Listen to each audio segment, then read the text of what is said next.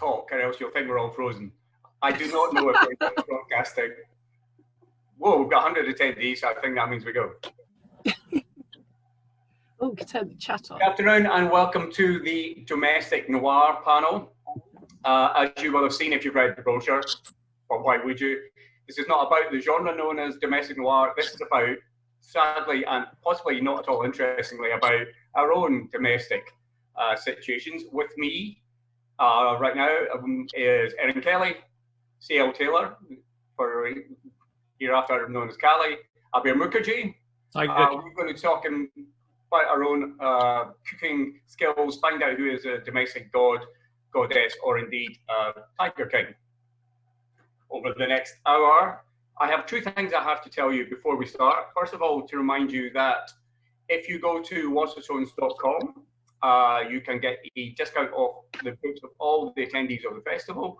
You will get 20% off if you put in the code locked up. So I would recommend doing that. Also, if you want to ask questions of any of us, please use the Q&A function. Chat amongst yourself by all means. There are 245 people out there, which is good. Let's talk about the remit as we talk about our culinary skills and who puts the bins out. Sounds great to me. Callie, let's go to you. Let's kick us off. Are you a culinary goddess? No, absolutely not. I hate cooking, and I'd almost rather do anything else. In fact, I'd rather take the bins out, which is saying something. Yeah, I'm not renowned for my culinary skills. I actually once made my family foam at the mouth, literally. I was following, I was trying to do a healthy eating thing. So I bought Tom Kerridge's cookbook, and it was turkey burgers with grated courgette, which already doesn't sound that tempting. But for some reason, it had bicarbonate of soda in it. And I think I got the measurements wrong, because literally my whole family and my partner will eat anything. And he just took one bite and he was just like, what's in it? And no one ate it.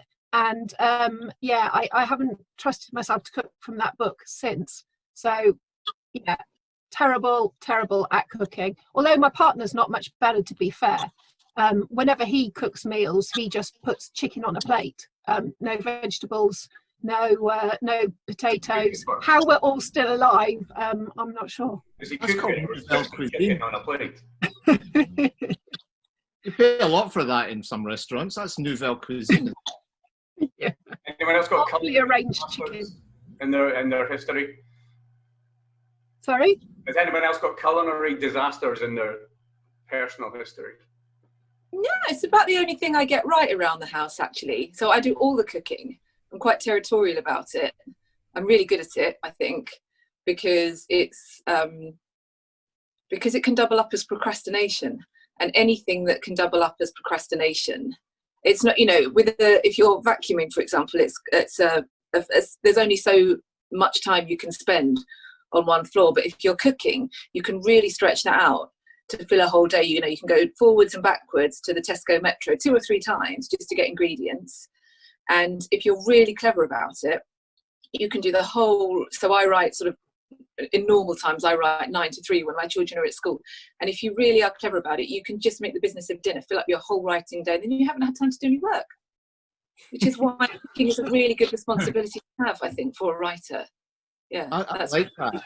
I like that. I like the idea of cooking as procrastination. In my case, it's sort of cooking as pyromania. I tend to burn stuff. See, I'm quite lucky in that I've managed in 13 and a half years to actually train my wife, and she's a good cook now. Did you teach her? Did I teach her? I've taught her one dish. There's one dish I can do. I can't do anything else. Salmon linguine.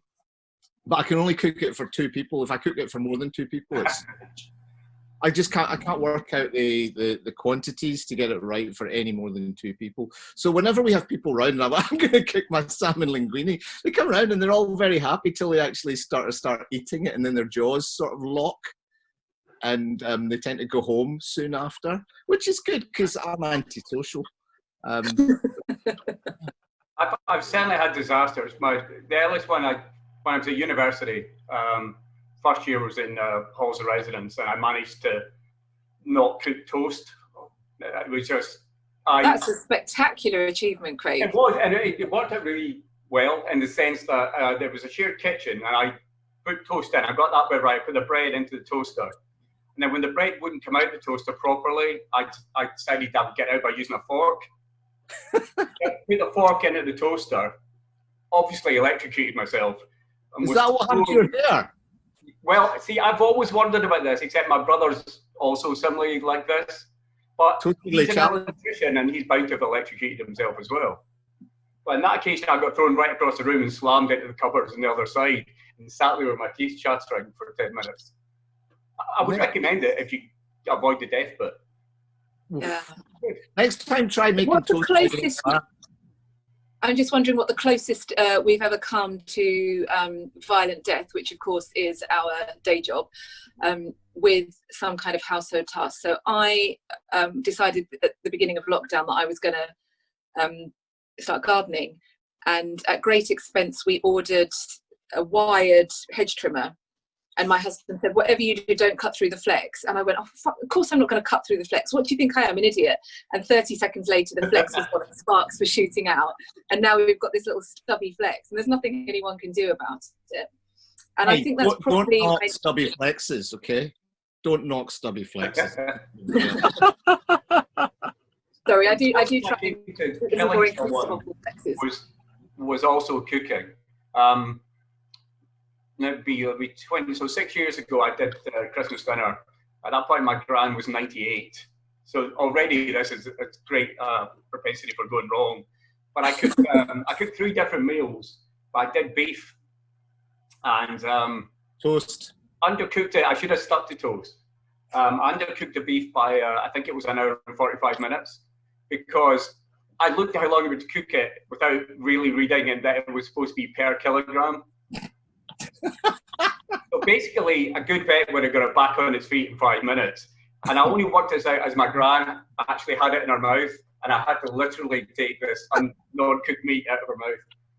You take her teeth with it? Yes, possibly.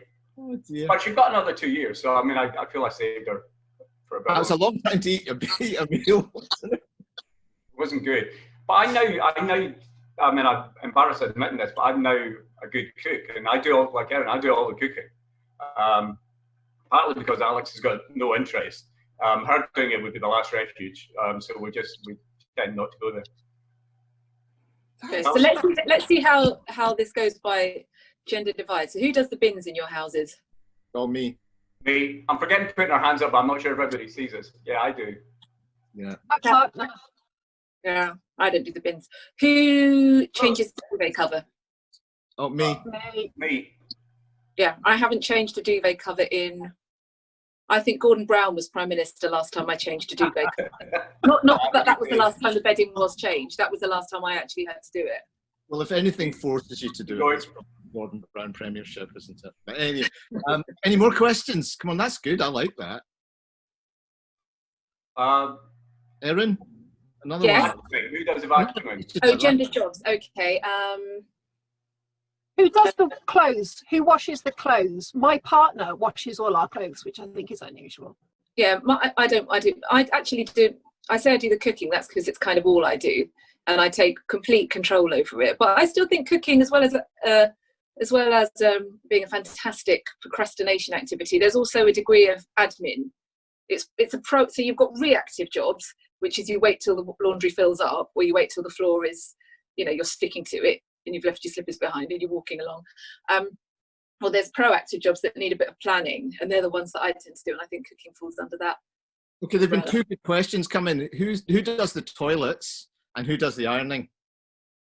I've never thought about who does the toilets, which means it can't be me. And I didn't even realise they got dirty, says Erin. I just thought they were clean all the time. Well, in our house, nobody does ironing because we've both been writers. don't leave the house, so there's no point in ironing any clothes. No, it's so long since I've worn anything that you would want to leave the house in formally. I think I do the ironing, but only like 3 days a year.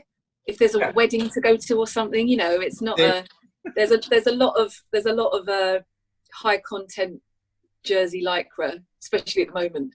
It's all about the elasticated waist. So we have a cleaner, so the cleaner does the toilets because no one else wanted to do that. Bourgeois. Yeah, it's okay, I don't mind that. But I fell for a trap because Alex had said originally she would do the cleaning if I did the cooking, and that seemed perfectly fair.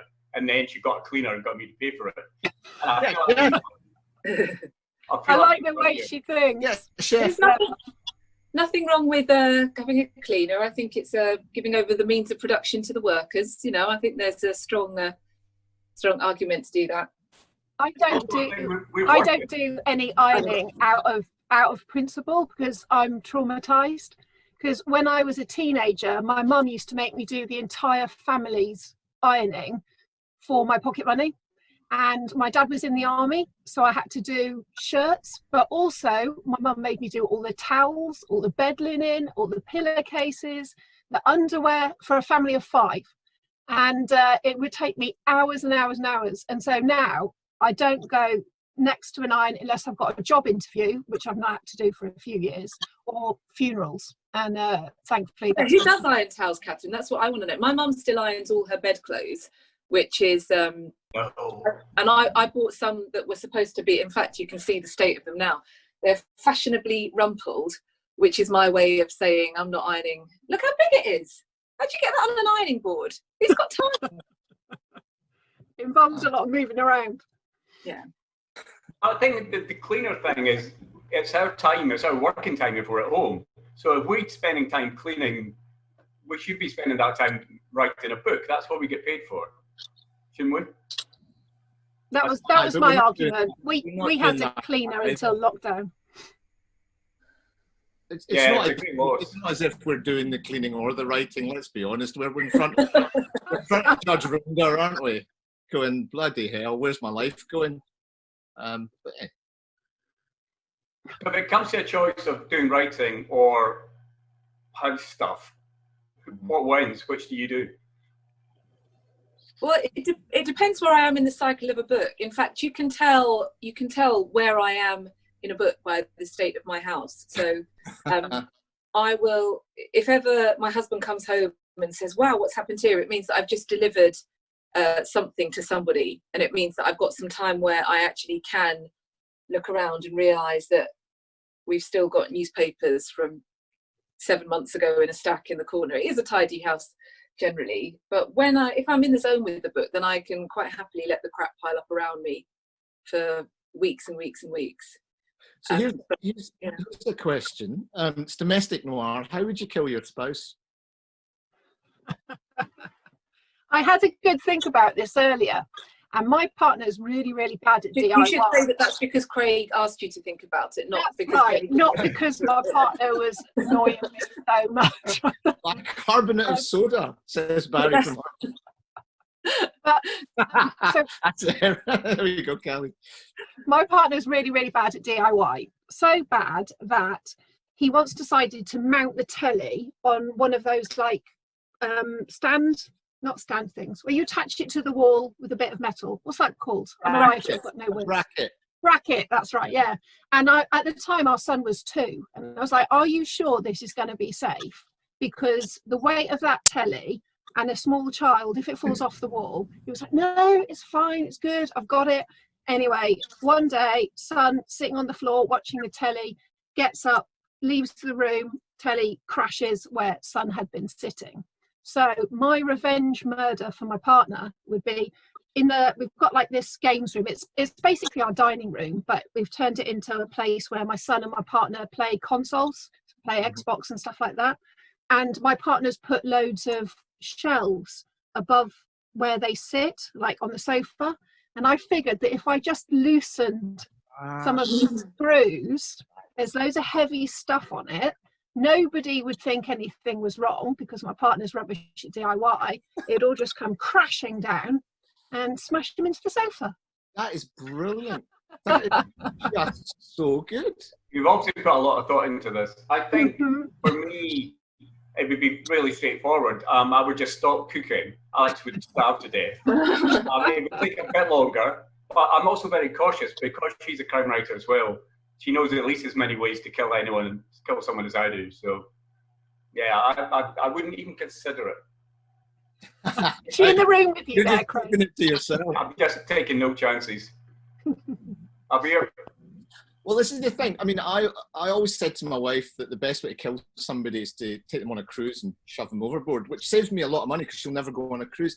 But she actually has come up with a good way of killing me, which I think is quite. And she tried to kill me with a smoothie, because not a lot of people know this. I have narrow esophagus. Right? Don't laugh. It's a medical condition. My esophagus gets narrow at one point, which means that I have to chew food like 46 times before swallowing, or I'll end up in hospital.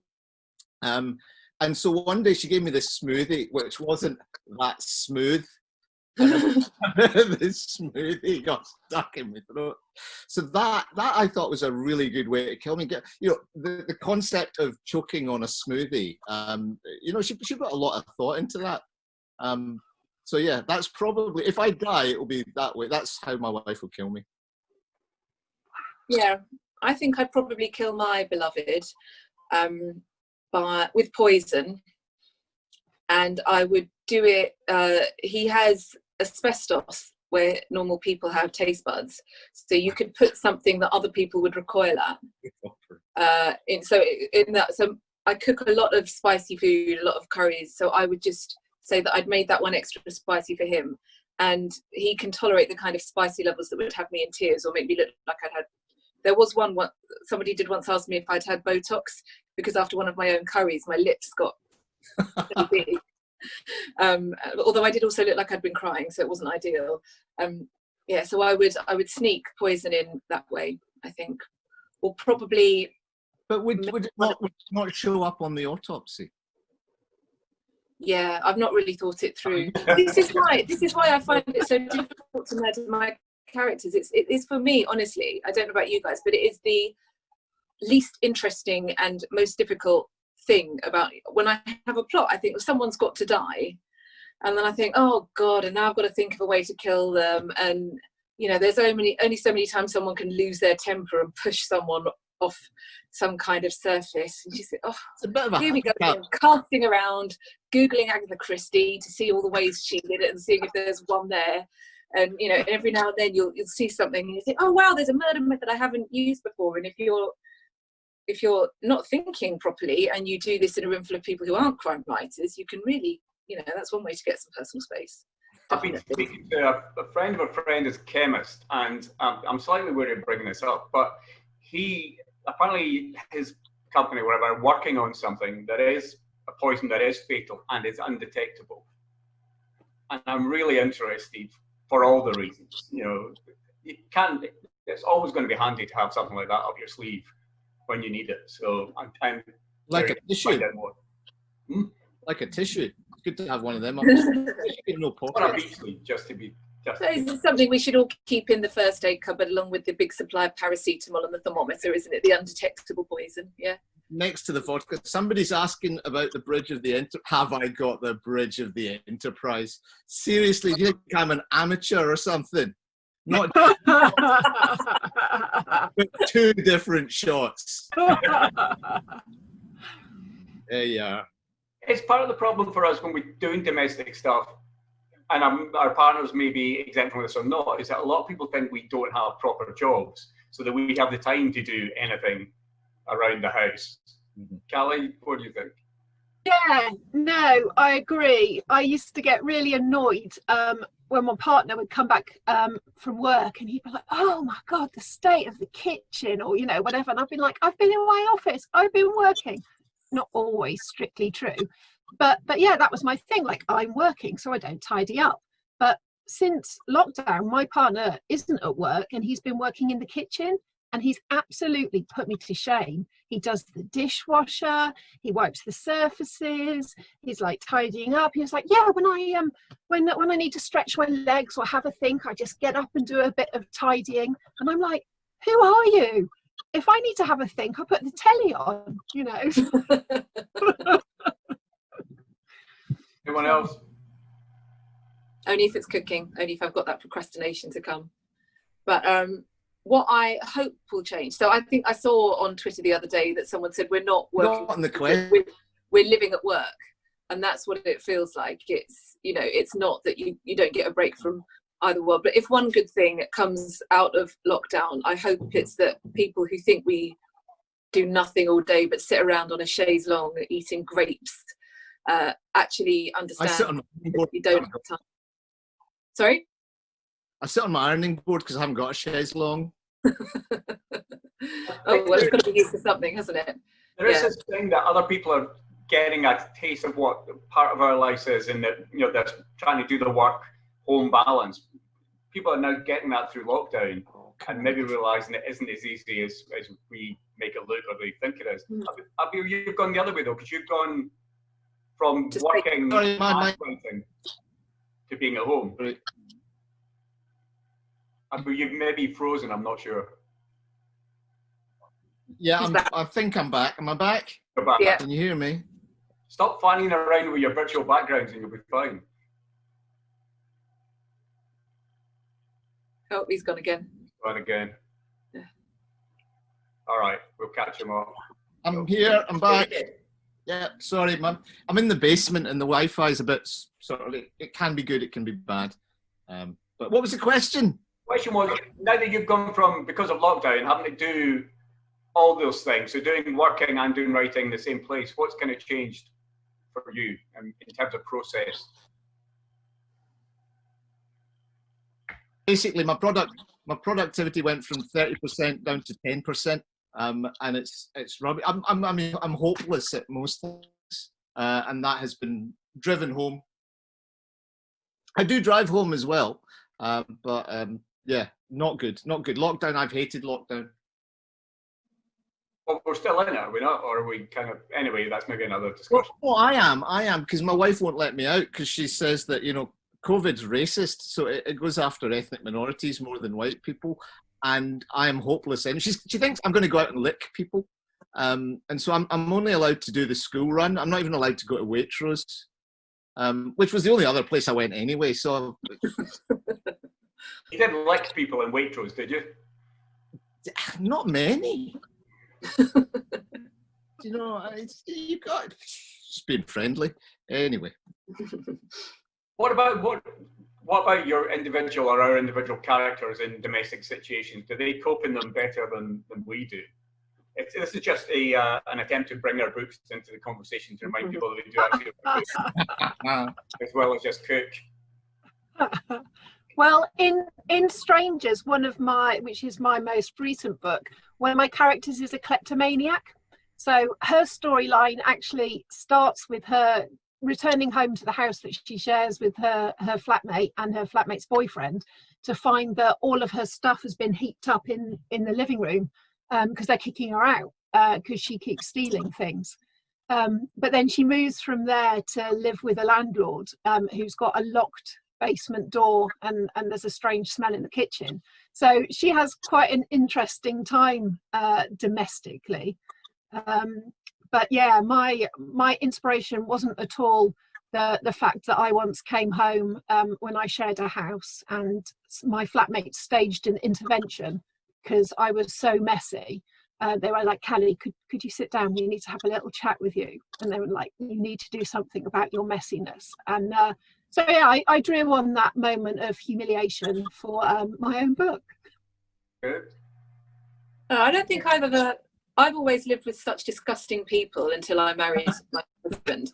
I was the person doing the interventions. And I've just remembered actually that when I was a student, nobody wanted to come to our house because it was so rancid. And the person, so I had my two best friends at university, we always had another sort of revolving fourth friend, a bit like the drummer in Spinal Tap, where they would just kind of serve the time they could with us and then move on because they realised that we were minging. And the person we lived with in our third year at university, her living standards were so diminished by living with us that the year after us, she went to live in a tarpaulin. She went to live under a tarpaulin in a field near a green, near some kind of army base, because that was better than living with us.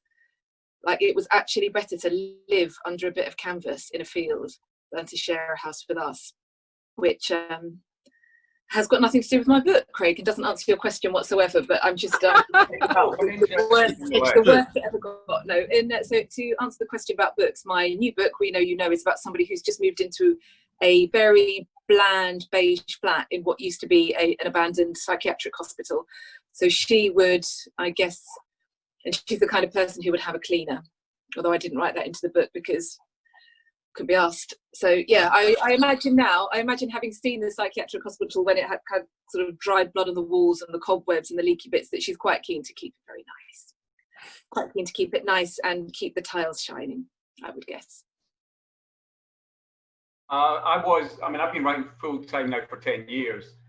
So Alex has been here for the last 7, but the first 3 years, I think I basically went feral again. Just being at home, and the house was absolute tit. I think we all have a room where you just like shove stuff in if it doesn't go anywhere else. But I'm in it. That's why I've got the background. But at one point, that room, I could only open the door about that and then throw the latest thing into it, and eventually I had to clear out of it, but it was just horrible. I suspect a lot of people, certainly a lot of men, would just do that if there's nothing that stops them. But I've cleaned up my act, or had they cleaned up for me. My character. Oh, I know what I want to ask you all, which is, how do you keep on top of the lava flow of books in your house? Because I reckon if I didn't own a single book, my house would be like one of those minimalistic, sort of quite Scandi style apartments.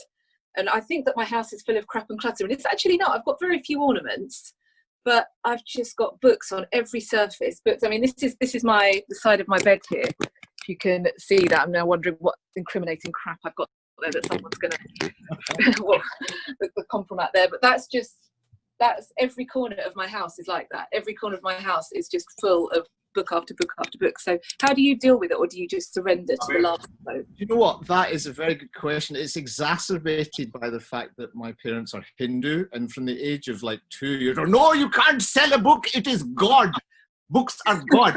You can't stand on a book. You can't sell a second-hand book. You just live with books. I can't even. They're everywhere. They're like falling over. They're just. I mean, I'm surrounded by books. The only way we've managed to sort of, have space to live is we donate books. We just leave them, in a box outside during COVID, or we take them to like charity shops. Otherwise, we would literally be under a mountain of books, because at the age of 2, Mum told me, books are God. You cannot sell books. You can't stand on books. You can't get rid of books. She doesn't talk like that. I don't know why I said it like that. No. Oh, well, I hope she's not listening now, hearing you talking about chucking books out by the yard. Well, exactly. I mean, I love books, but I have this thing. If I see anybody drop a book on the floor, I have this, visceral reaction that my mum inculcated in me when I was like, no, you can't leave the books on the floor. And if you stand on a book, that's it. That's a mortal sin. That's like... It's not as bad as surely as turning over the corner of the pages. That doesn't bother me. No, I love a dog ear. I think that's a sign of, I'm trying to see if I can reach a really knackered book. The best tribute you could pay me is if you hold up a book of mine and I can see that it's, it's been on a train journey with you, and there's a coffee stain there, and you've really. Yeah. I mean, I have to say, a very battered book doesn't suggest I read it in one sitting all through the night. It could suggest this was so boring I had to read it chapter by chapter over a number of weeks, and it came with me everywhere.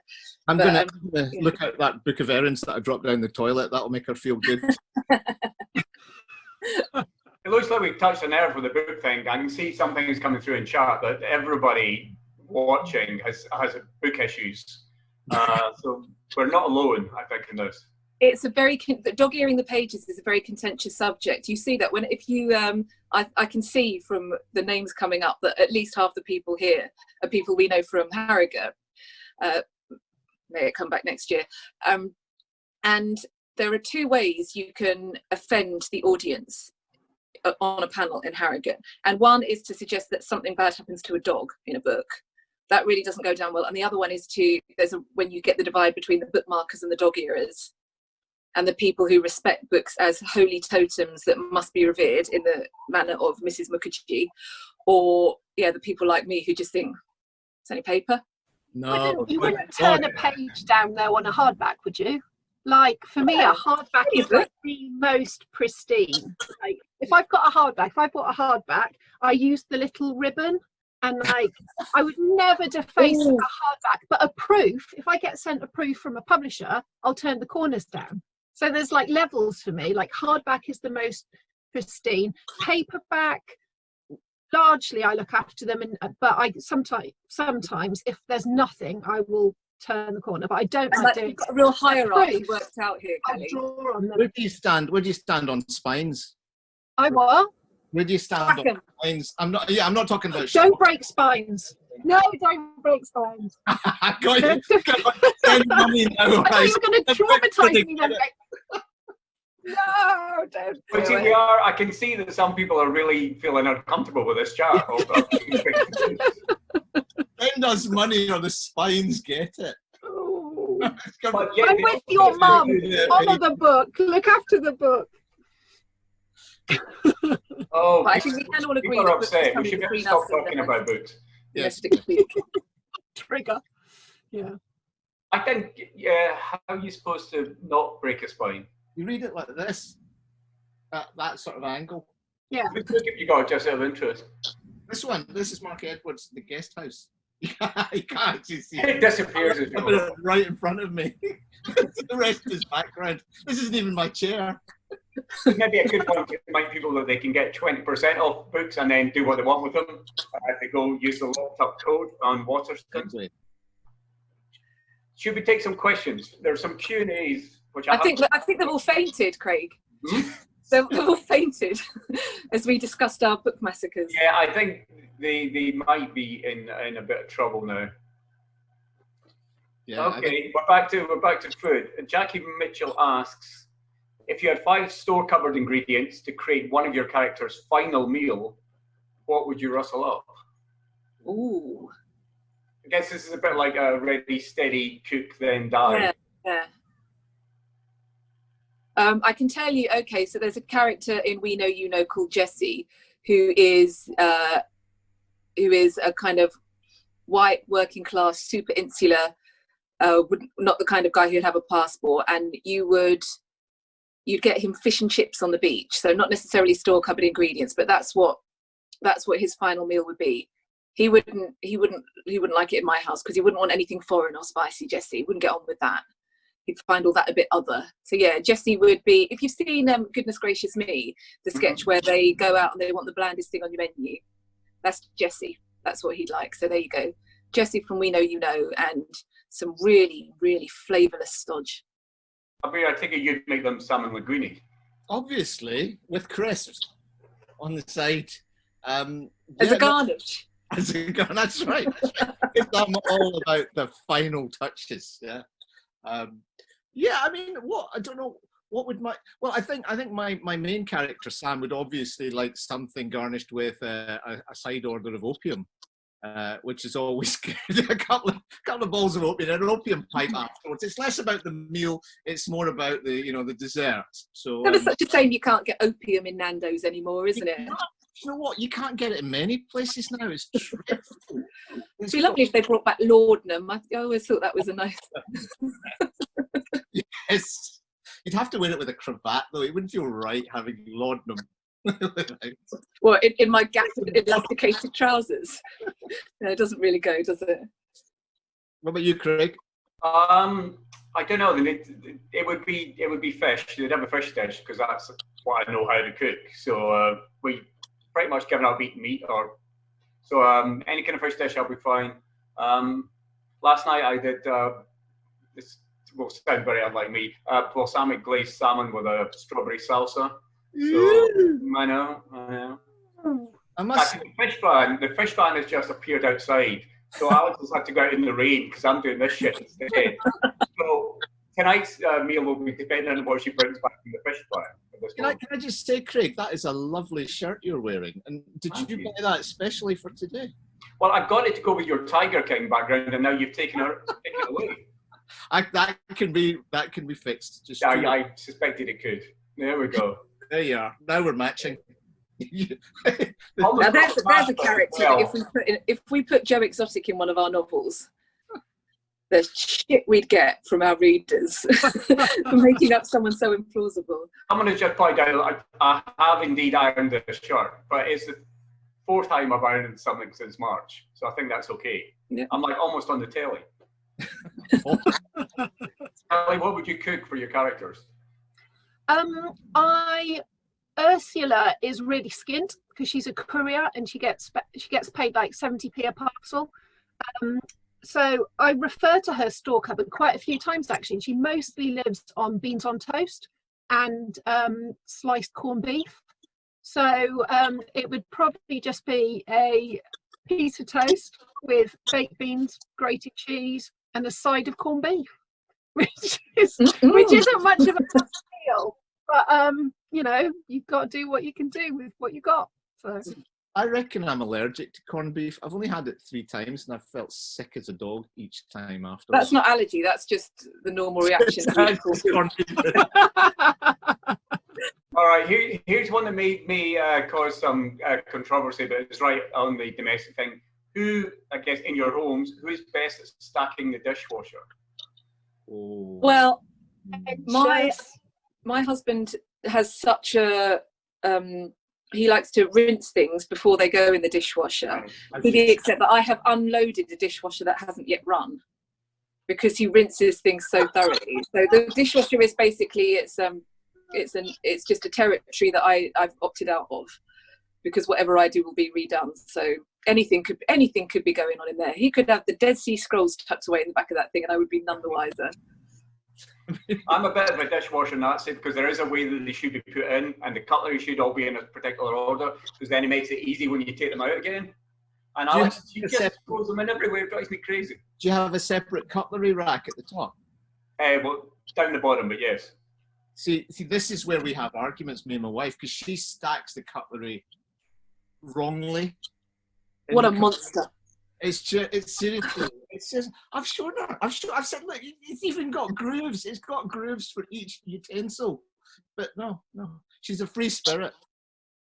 My partner gets it wrong. He puts pans in the top bit, and I'm like, no, pans go in the bottom bit because it's got more power from the washer water things. Pans in the top and is you just put glasses in the top and mugs. You don't put a pan in the top. Oh, that's right. So yeah, I change it round when he's not looking. Yeah, I do the same when I get a chance, but never mind. Bob Green, which sounds suspiciously like a pseudonym, asks, what's your writing setup at home and has lockdown interfered with it? Well, my writing setup at home it's a desk in a box room. It's nothing fancy. I mean, it's just me in a chair and no room for anything else. The main reason it's been interfered with is because there are children in my house all the time. All the time. All day. Do you not find quality time with the family is the worst thing that's ever happened? It's not quality time though, is it? Exactly. It's just me telling them to bog off as sorry, that's just me, my phone telling me my battery's about to die. Well done, Erin.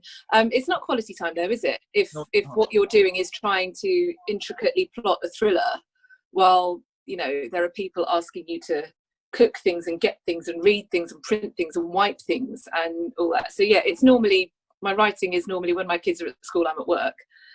And this has been the most miserable period of my career. And I haven't had a nice time with my children because the time I do have with them, I'm supposed to become a primary school teacher and they've worked out how thick I am. So they've got no respect for me because I can't do year 2 maths. So that's bullshit. And yeah. See, I don't have that problem. I don't have that problem because my kids are idiots. So well, mine weren't at the beginning of lockdown, but since I've been teaching them, now they are. Right. Someone asked, which is the most unusual household object you have used to kill off a character? Ooh. Does a weather vane count as a household object? Not really, because it's on. It came from the roof of a school, but that's the only, you know, I said earlier that I'm not particularly interested in methods of killing.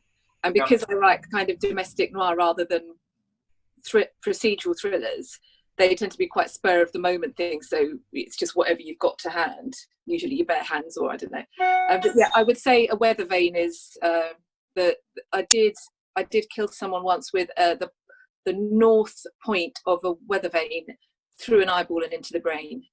I think that counts as fairly unusual. Yeah. Anyone else, Kelly? I'm struggling to think. I don't think my deaths tend to be sort of in the household and household objects. It's more like pushing people in front of trains and stuff like that. So I'll keep thinking, but nothing jumps to mind. I did once use a rolled up newspaper to shove down someone's throat until they gagged on it. So. Yeah, why would you do that? You could have had a narrow esophagus. I do apologise to those amongst us with faulty esophagus. Not faulty, narrow. Different. It's not faulty. It's faulty to me. I mean, it's not a superior esophagus, is it? It's just it's really nearly carries you through your brain. It reflects. It's just different. Okay. My question was from Diamond McPhee. What have we got next? There's some actual book questions. Oh my goodness. Now, if I go back to it, where is it?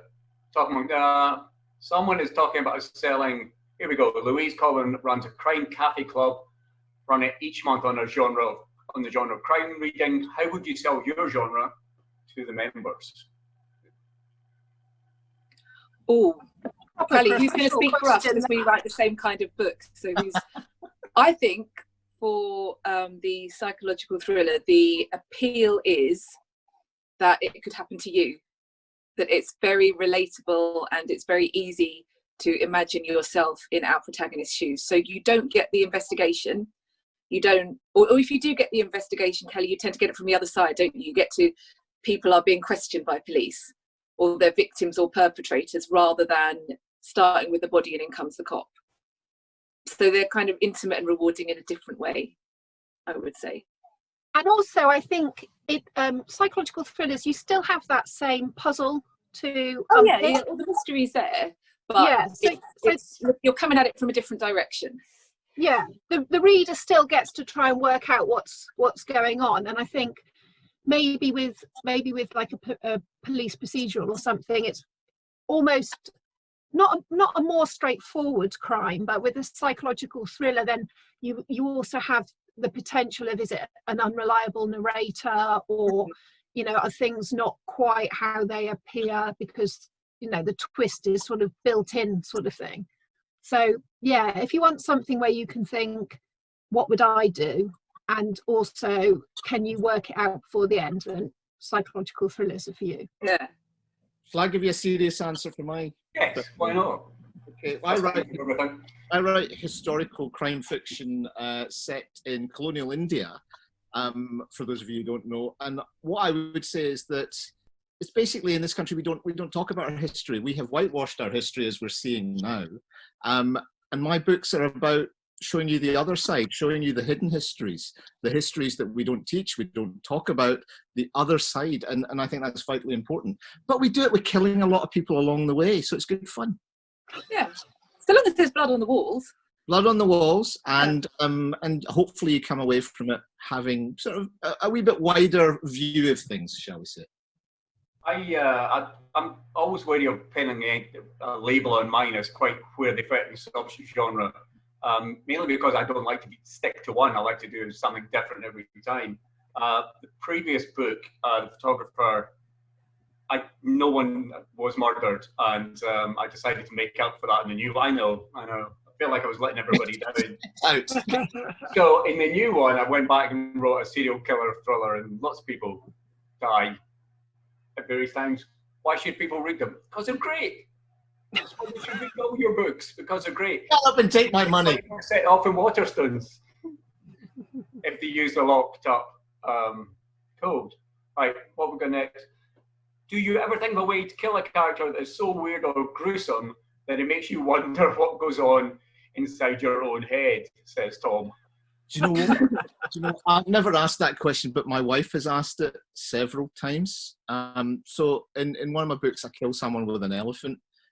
which is actually historically accurate. They used to kill people. The Maharajas would kill people. It was for treason. They would kill you with an elephant. And I used that, and my wife just thought, right, so we need a divorce because this is ridiculous. But you know what? She's lazy because she hasn't quite got right with it.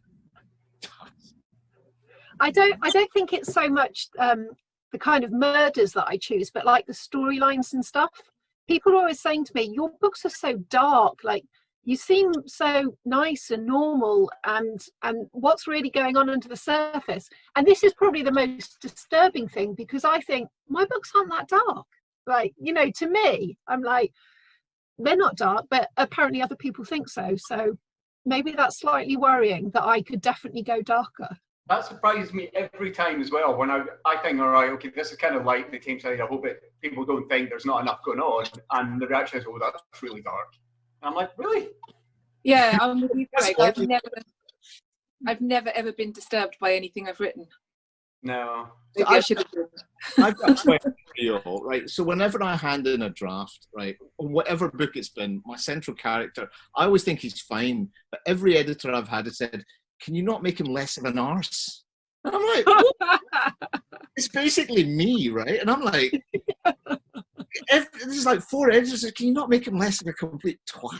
And I'm just like, what? So have you ever had that? Do you ever get your editor saying, can you not make your central character less of an arse? I'm just going to disappear to charge my phone. Hang on a second. Sorry about this. I don't think I've had that quite. Yeah, I've had them request to maybe make them a bit nicer on occasions, but then I've kind of wanted to do that myself after a while.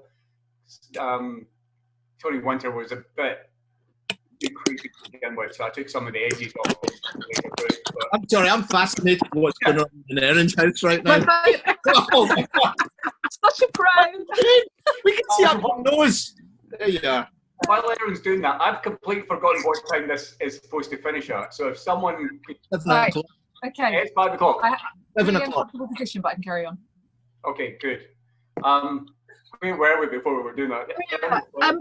Characters that your editor finds annoying. I had that for one of my books, The Escape. The character's got agoraphobia, so she's quite sort of anxious and whatever, because she doesn't like going outside and new things scare her and stuff. And I thought she was a great character, and I thought she was really relatable. Because of, you know, bad stuff that's happened in the past made her the way she is, and then characters, like, people are like, she's really annoying, and I was like, oh, I thought she was really nice. So I think maybe I've got a different caliber for what is and isn't annoying behaviour, which is slightly worrying. I think I'm having the same earthquake that Erin's having around here. Yeah. Hang on, sorry, this is... Oh, no, it's definitely outside. I thought it was charged. Fine, everybody at home, talk amongst yourselves. Everybody. What's the next question, Craig? Someone is asking, I can't remember who, Alison Collins is asking, what are we reading at the moment? She's on Mukherjee and Abir, and she's trying to get through the Harrogate shortlist, which reminds us that Abir is indeed on such a list, or you know? I am, I think. I hope so. Last time I looked, you were. So, yes. What are you reading? What am I reading? I'm reading 2 things at the moment. I am reading the one that I just showed you, The House Guest by Mark Edwards, which you can't see unless I go to that. And I'm reading Wasim Khan's new book, which is called Midnight at Malabar House, which is the beginning of a new series that he's written, which is set in 1950s India. And that's brilliant as well. And I also read non-fiction at the same time. So I'm reading a book which is called Why E equals MC squared and Why You Should Care by Brian Cox. And I love books like that because I'm an idiot, right? And it makes me feel clever. I can follow it for the first 17 pages. And then the maths just gets too advanced, but I'll read it for another 50 pages just to make myself feel smart. So yeah, that's what I'm reading at the moment. I have just finished. I think I was probably the first, one of the first to read it. I've just finished Sarah Hillary's first standalone, which is called Fragile, and it's brilliant. It's almost as though Sarah Waters was writing in the present day. It's very creepy, modern Gothic, about a kind of lost foster child who becomes a housekeeper in a creepy to a creepy professor in Kensington, and that was brilliant. And I'm also listening to Natives by Akala, the musician, which is so I find it very difficult to get on with fiction in audio, and I can never follow non-fiction on the page. So I always have a novel on the go on my e-reader or in paper, and an audio book. So so I'm listening to the non-fiction, which is kind of actually a bit like you were saying, Abir. It's looking at the British Empire not from the viewpoint of the white colonialists, but from the people we colonised and what that means for modern Britain. It's very, very good. Well, I haven't said it at all well, but it's really, really good. I think the answer really is that you should just send me money as to assuage your guilt and reparations. So that would be a start. I might send you money in the form of, what I'll do is I'll launder that money through Waterstones by buying a book. Okay, well that's that do. That counts. Yeah. Ellie, what are you reading? I'm actually, and I have been since February, really struggling to read. My concentration has just gone. I don't know if it's the fact that I'm writing, or the fact that there's lockdown, or the fact that I haven't had a minute alone in 4 months, but I just can't concentrate. I can't slow my brain down and read. I'm hoping that will come back once I do have some alone time and once I finish my book. But the good thing is I can still listen to audiobooks. So I've been listening to audiobooks, and I've nearly finished non-fiction, The Psychopath Test by John Robertson. Oh, I love that. Do you think you're a psychopath, Callie? No, but I would say that. And I listened to one of his other ones, So You've Been Publicly Shamed, which also loved, and now I've downloaded his one about goats, whatever it was. And also I've just started Fingersmith, and I've just checked, I've got 21 hours and 20 minutes left, so that was going to take a while. And Daisy Joan and Freak, Callie, that's my favourite book. Yeah, I've heard really good things about it, but unfortunately Tammy Cohen's ruined it. We're having some bit of feedback somewhere. I'm not sure. Callie, I'm glad you said that, but not been able to finish one, because I'm really enjoying the book I'm reading, but I started it in November, so I want to preface it by saying it's nothing to do with the book, thought that I haven't finished it. About Doug Johnson's A Dark Matter, about 3 generations of women who work in a funeral business, and with a sideline of the PI, and it's brilliant. It's absolutely fantastic. But I started it in November, and then we were on a cruise. We were kind of doing a working gig on a cruise, and if that boat had sailed another 2 days, I would have finished it. But I came home, started writing a book, and need to get back into Doug's book because it's great, and I would recommend it. Now I'm going to go look for. Can I just say something here? Somebody accused me of growing up in Lark Hall on this thread. And that's not true. I grew up in Hamilton, which is marginally better. Thank you. I just had to say that. Sorry. Sarah Eckford asks, if you could each pick 2 dead icons to invite to a dinner party, who would it be? Can I reanimate them first? I mean, I don't want them. I get to bring them back to life. You see, I don't want to meet my heroes ever. I certainly don't want to meet my literary heroes. I think the books are enough. And actually, I just would like to have a dinner party with my parents and my friends at the moment. So I'm going to opt out of this by saying that if I really wanted to meet someone, I would have engineered that to happen. I don't like meeting heroes ever, because it's always a really strange, weird chat. So none of them. They can stay dead. Hot noodles all round. I got into trouble when I was asked this question on something just last week, on something similar, by saying Jack the Ripper, and got just abuse from everyone, so I'm not going to say that. I'll go with, off the top of my head, Mark Twain, because I think would be quite interesting. and I can't think of a second person, but there must be more than one person in history who would be interesting. No, that's it. I can only think of one person in time. Anyone else? It's not something that I ever really think about. Like, I wish I could talk to that dead person. I don't know. The thing is like, as a kid, I really loved Enid Blyton, but as an adult, I've heard like horrible stuff about her. So I'm like, I don't think I'd want to read. I think your son's probably a little bit old for Enid Blyton now, but I've been rereading it. I haven't been rereading the modern repurposed versions of Enid Blyton, where they are so racist. Like, they are shockingly racist. They are shockingly sexist. I wouldn't want to be anywhere near her, Enid Blyton. Plus, also, the books are shit.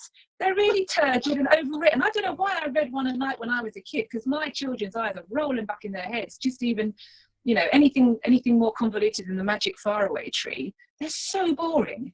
The Magic Faraway Tree was good, though. I read it to my son. I tried to go back into the Five Find-Outers, which is where I think if you go far back enough, they're my crime writer origin story. And I tried to read one of those with one of my daughters, and it was just, get on with it. You're giving me everyone's character description, and there's 20 pages about a farm gate, and we wouldn't be allowed to get away with this. Maybe Roald Dahl. Sorry, I've gone off at a tangent. Maybe Roald Dahl, although I think he's a weirdo too. But I don't know. Yeah, anti-Semite.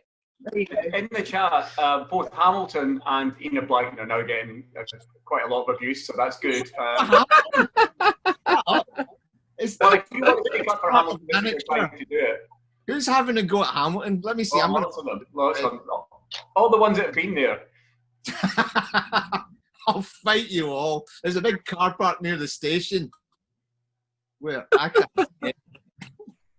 Okay, so we have 3 minutes left. People are there was a question about people recommending. They've finally read all our books, which is great, and are looking for recommendations. So apart from what you're on, is there anything you could recommend?